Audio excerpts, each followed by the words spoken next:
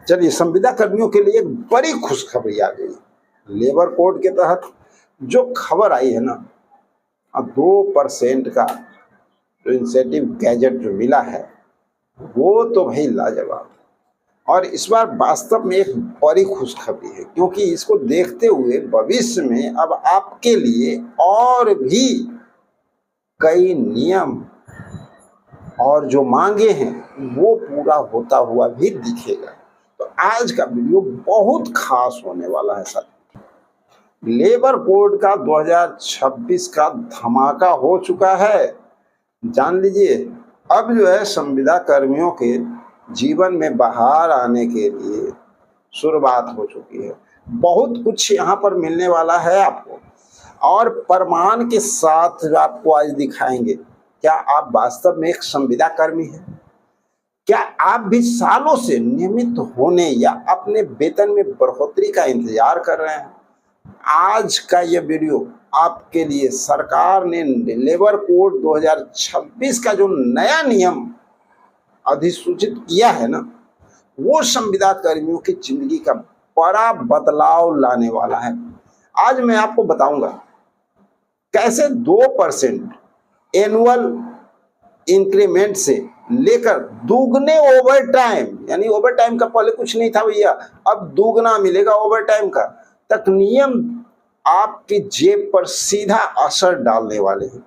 जो वीडियो के अंत तक आपको रुके रहना है, हर जानकारी चाहिए तो, अन्यथा बीच में निकल सकते हैं, कोई प्रॉब्लम यहाँ नहीं है। अब देखिए, 2% का इंक्रीमेंट, सबसे बड़ी खबर यह है कि केंद्र सरकार के लेबर कोड नियमों के तहत, नियम भी आपको हम स्क्रीन पे दिखा रहे हैं, अब संविदा कर्मियों को सालाना कम से कम 2% का इंक्रीमेंट मिलना अनिवार्य हो गया है।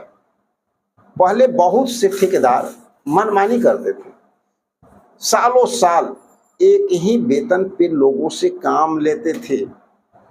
लेकिन अब नियम क्या कहता है? अब कहता है कि अगर आप केंद्रीय क्षेत्र, यानी जैसे रेलवे, बैंक, खदान में कहीं भी काम कर रहे हैं, तो यह इंडिकेट आपका अधिकार है।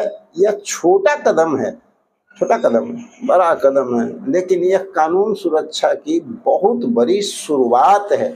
यहीं से तो सब कुछ अब संविदा कर्मियों के लिए रूल रेगुलेशन बनने शुरू होंगे। और सच मानिए तो अब भविष्य उज्जवल होने के कगार पे आ चुका है। अगला बड़ा बदलाव क्या देखने को मिलता है? फिक्सेड टर्म इम्प्लीमेंट को जो लेकर पहले संविदा कर्मियों को ग्रेजुएटी जैसी सुविधा नहीं मिलती थी। याद कर लीजिए, नए कोड के अनुसार अब यदि आप 1 साल के लिए भी काम अनुबंध पे कर रहे हैं ना, तो आपको ग्रेजुएटी के हकदार होंगे। और अब आपको 5 साल का इंतजार करने का जरूरत नहीं है भैया, ग्रेजुएटी आपको मिलेगा, 1 साल के लिए भी मिलेगा। इसके साथ ही प्रिंसिपल एम्प्लॉयर, यानी जो मुख्य कंपनी है, उसकी जिम्मेदारी होगी कि ठेकेदार आपको समय समय पे बोनस दे। अब बोनस से भी वंचित नहीं, वो बोनस आपको मिलेगा। ओवर टाइम जानते हैं कितना बड़ा बेनिफिट आप लोग को मिल रहा है? पहले ओवर टाइम का कहीं कोई गिनती नहीं था। अब जो है संविदा कर्मियों के लिए, पहले क्या होता था, 10 से 12 घंटे लोग काम करवाते थे और एक ही वेतन पर। पैसा क्या मिलता था भैया? जो फिक्स था, उसके सिवा कुछ नहीं। अब नया नियम कहता है कि 8 घंटे से ज्यादा अगर आप काम करते हैं ना, तो आपको दुगना ओवर टाइम मिलेगा, दुगना वेतन मिलेगा। और सबसे अच्छा बात पता है, राउंडिंग ऑफ नियम है। राउंडिंग ऑफ नियम कैसे? अच्छा भैया, 15 से 30 मिनट भी एक्स्ट्रा काम करते हैं तो उसे 30 मिनट का ओवर टाइम माना जाएगा और आपको इसका बेनिफिट मिलेगा। एक एक पल, एक एक मिनट कीमती आपका अब होने जा रहा है। जहां तक बात करते हैं हम लोग कि इतना कुछ होने के बाद भी संविदा कर्मियों के लिए आगे का भविष्य और उज्जवल होने जा रहा है। अगर आपका ठेकेदार नियम नहीं मान रहा है, मान लेते हैं तो क्या करेंगे? अब हर कंपनी एक शिकायत निवारण समिति का होना जरूरी है, हर कंपनी में होना जरूरी है, कंपलसरी कर दिया गया है। अगर आपको वेतन में देरी हो रही है या शोषण आपके साथ हो रहा है तो आप यहाँ पर लिखित शिकायत दे सकते हैं भैया, दर्ज करा सकते हैं। यह नियम आपको आवाज उठाने का ताकत देता है और ये कोई हवाई बातें नहीं है, यहाँ पे एक्शन लेना होगा। उसको आप मजाक ले रहे होंगे कि लिखित दे देंगे और भाई कोई वैल्यू नहीं होगी, यहाँ एक्शन उसको लेना पड़ेगा और आपका काम करना होगा। दोस्तों, ये नियम अभी केंद्रीय स्तर पर अधिसूचित है। आपके विभाग के एचआर से आप जानकारी ले सकते हैं संस्था के इसे कब लागू किया जा रहा है। अगर आप अपने राज्य का नियम जानना चाहते हैं तो नीचे कमेंट में जरूर बताइएगा। अगर आप चाहेंगे तो आपके राज्य का नाम आप कमेंट में लिखिए। हम अगला वीडियो में क्या करेंगे ना, आपको अपडेट देंगे। और अगर वीडियो थोड़ा सा भी अच्छा लग रहा हो ना तो चैनल से जुड़ जाइएगा, क्योंकि आने वाला समय संविदा कर्मियों का होने वाला है और बड़ी बड़ी जानकारी, छोटी बड़ी सारी जानकारी आपको इस चैनल पर देखने को मिलने जा रहा है।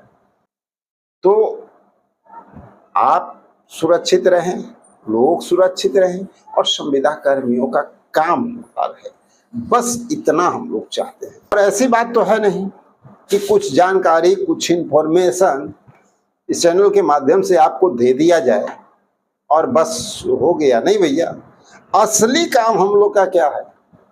संविदा कर्मियों की आवाज को उठाना, बुलंद करना। तो अपने साथियों को निराश हम लोग नहीं कर सकते हैं। यहाँ पर इस बात को हम लोग को धैर्य के साथ रखना होगा कि हमारे जो साथी का मांग है ना संविदा कर्मियों का, वो मांग पूरा होना चाहिए। और इसके लिए हम लोग यहाँ बैठे हुए हैं, सोशल मीडिया पे आपकी बातों को सरकार तक पहुंचाने के लिए बैठे हुए हैं और लगातार अपने स्तर से आपके लिए हम आवाज उठाते रहते हैं। और आगे भी जैसा कि हम बता रहे हैं कि देखिए, कुछ हमारे जो संविदा कर्मी हैं जिनका काम होना बहुत अनिवार्य हो चुका है, वरना स्थिति क्या होगी सरकार खुद समझ सकती है, जिसमें न्याय मित्र लंबे अरसे से अपनी मांग को लेकर के एक्टिव है, फिर भी जो है गवर्नमेंट अभी तक ध्यान नहीं दे रही है, जो कि जल्द से जल्द इनके लिए ध्यान देना जरूरी है, मोस्ट इम्पोर्टेंट है।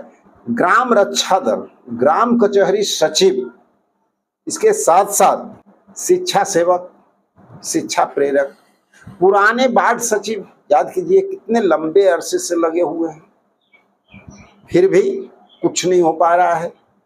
अब सरकार को विवश होना होगा और हमारे जितने भी संविदा कर्मी साथी हैं उनके लिए काम करना होगा। बाल दीदी की बात करें तो अभी से हम लोग आवाज उठाना शुरू किए हैं, कहीं कहीं से बातें आ रही है। अब धीरे धीरे सरकार का नजर यहाँ पे जा रहा है। अभी तक सरकार का नजर तो बाल दीदी पे गया ही नहीं था भाई, आप सब लोग अच्छी तरह से जानते हैं।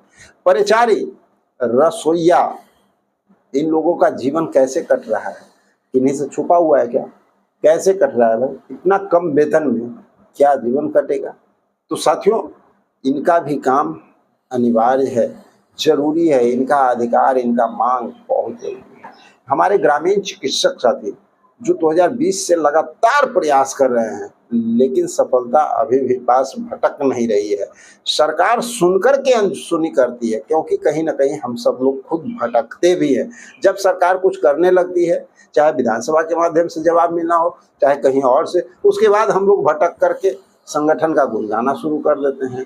भैया पहले काम कराओ ना, उसके बाद जीवन भर संगठन का गुण गाते रहना और दूध पीते रहना। संगठन का पट्टा गला में टांगने से सर्विस नहीं होने वाली है। सर्विस करने के लिए सही कदम आपको उठाना होगा, ठीक है। और संख्याकी स्वयंसेवक, इनके लिए बहुत सारी बातें निकल करके सामने आई है और उम्मीद है कि इनका काम भी जो है बहुत जल्द हो सकता है, ऐसा माना जा सकता है। क्योंकि जितने भी मंत्रीगण मिले हैं, जिन लोगों से बातचीत लोग किए हैं, उनसे आश्वासन बड़ी बड़ी मिली है और इनको आश्वासन किया गया है। लेकिन देखते हैं आखिर होता क्या है। रात्रि प्रहरी, चौकीदार, किसान सलाहकार, आंगनवाड़ी सेविका सहायिका, आशा कार्यकर्ता, जीविका, एएनएम 8853 के हो, 665 के हो, 865 के हो, सभी एएनएम के लिए है। वार्ड सचिव, विकास मित्र। तो साथियों, चलिए मिलते हैं एक और ज़बरदस्त इन्फॉर्मेशन के साथ और आप सभी लोगों की आवाज़ लगातार हम इसी प्रकार से उठाते रहेंगे। अगर कोई साथी छूटते हैं तो कमेंट बॉक्स में अपना नाम जरूर लिखिए।